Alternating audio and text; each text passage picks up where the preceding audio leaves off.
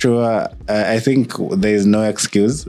Like, I think for Arsenal, it's time for them to dig the results. Like, this is that point of the season where if Arteta doesn't necessarily win his games, he will be very gutted.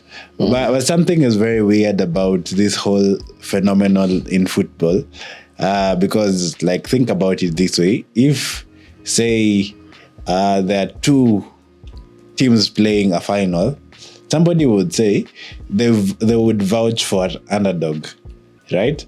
But why is it that, even if Arsenal get into a final, they will be the underdog, but no one wants them to win? Even if City have won like 6-7 times. What is it? Please, fungueni roho mtuambie. What's happened? That Saka is better than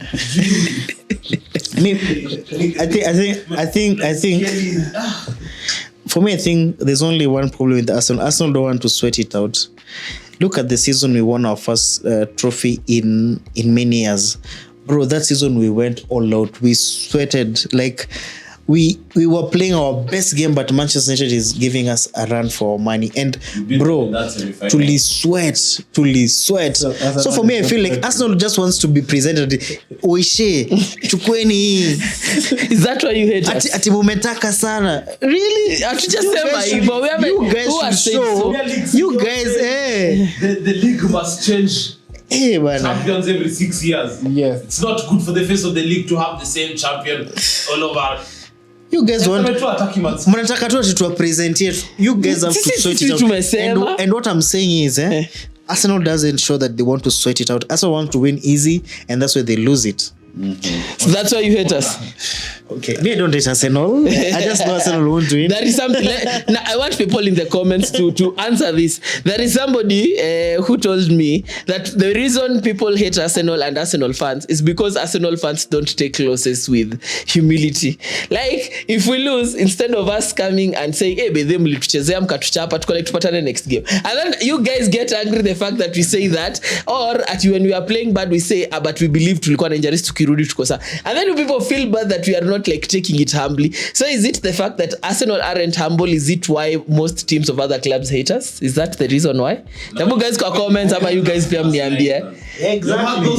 Those debates where they say Martinelli is better than Mbappe. But let me ask, don't all teams do that? See, all teams praise their own team, their own players. No. There are certain levels. You have to agree that. But maybe kuna zingine za jokes though. Kama hiyo ilikuwa jokes. Kama hizo zinakuanga za jokes. I think serious. Arsenal mko very desperate for anything. That's why you guys are very inaitwaje, like mko tu nonchalant, like mko tu hapo tu, like you have not seen your team struggle. Bro, me have seen Man City. Guys, tumekosa kushinda ligi. Ngoja nikwambie. Me have seen Man City go to 3 or 4 wait, not even 3 division. I've seen Man City go, like, for them to win the title, they have to win it on the last game. Bro, and the last game is never easy. Look at the game against Aston Villa. The game against QPR. Kuna ile ingine against Brighton. Pia final. Nakumbuka Brighton walitukambakia. Bro, it's never easy. For me, I think Arsenal wanataka game rahisi. Nani amesema atika game rahisi though? Mentality, you're not fighting. How are we not fighting though? Because you're not winning the important games. Injuries. In their defense, Arsenal have been fighting, especially on corners. You look at so much on corners. That's just work out the last few games. No, but look at this. Maybe most people accuse Arsenal of playing football, but no, most people accuse them of playing football, but they didn't have results. Now, true. They decided, let's play anti-football the Mourinho way for the results. But now maybe they are overdoing. They have like dark arts. That's like maybe, but I don't know. What do you think? Kevin. Okay, first of all, I'll say I don't think we are playing ugly football. Sawa. This I think is just a hate that people have and a misconception because of the one game where we had 10 men and we had to like sit back. But I don't think we are literally playing like pack the bus kind of football. But why don't you score an open play mostly? Because I can argue that and say how many times has Eze and Odegaard both been fit for the season or Saka? These are our three most creative players. We've only had a maximum of, if you look at all our games, we've barely, actually I think there's 3 of them haven't played more than 90 minutes of football together. The whole season, they haven't played even 90 minutes of football together. And these are our 3 most creative players. You spent that money.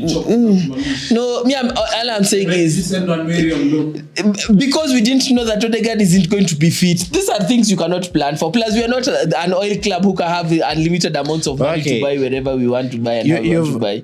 He's brought a very interesting analogy. Look at the last 10 years of football. Before Man City started winning, Chelsea were winning. And Chelsea were winning after buying with 16, bro. Yeah.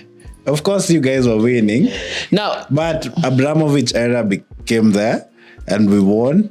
And many people would argue Abramovich was using dubious means to ensure. Proven. Yeah. You've been fined. No. It's not arguing. It's a fact. It's a fact. Okay. All right.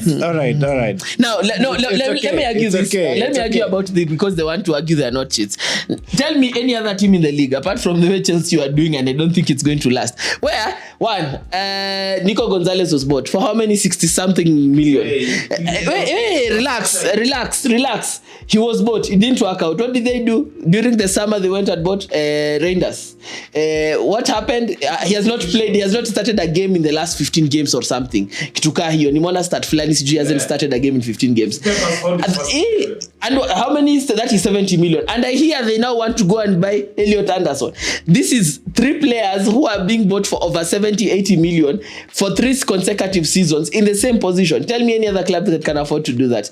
The only club that has tried that is Chelsea, and because the debt that Abramovich had was taken away. No. So that means they're buying this and they're buying the league. Actually, Does Arsenal have their own bank account?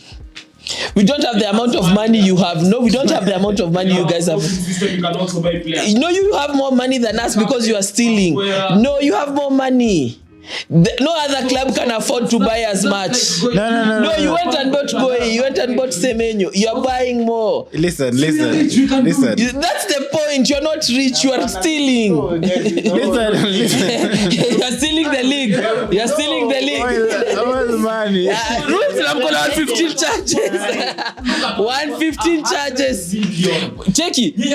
Nifungue kampuni kama owner. Alafu nikuje ni sponsor club yako. Alafu niweke niseme ni the company ndio imekuja. Is it my money or is it the name? Let's not deviate from the football. The thing is, Pep is winning a title in a rebuilding era. Pep is rebuilding a team. Tell me any other person is able to rebuild that fast with that amount of money. You guys have also been signing. Tuangalie na spend pesa mingi. Hakuna mambo ya pesa mingi. Angalia sasa mnakata. Arteta has been spending a lot. Sasa amekuwa kispend. Tukiangalia bado mmespend more. Arteta started margin ione pesa ametumia ina manu chana na pete na Spurs have spent more money than us. All right, but yes, go check. But listen. Spurs have spent more. But truth be told, the thing is, if for what I've come to realize, there's a trend, and see the Abramovich era when we started to win a bit of titles. I think we used to spend like quite more than the average team in the league, and so it is with Pep when in his first seasons when he started winning, but then he stabilized and he didn't have to spend as much, and so maybe there is a correlation between your bank account as a club and Yes. your ability to win, right?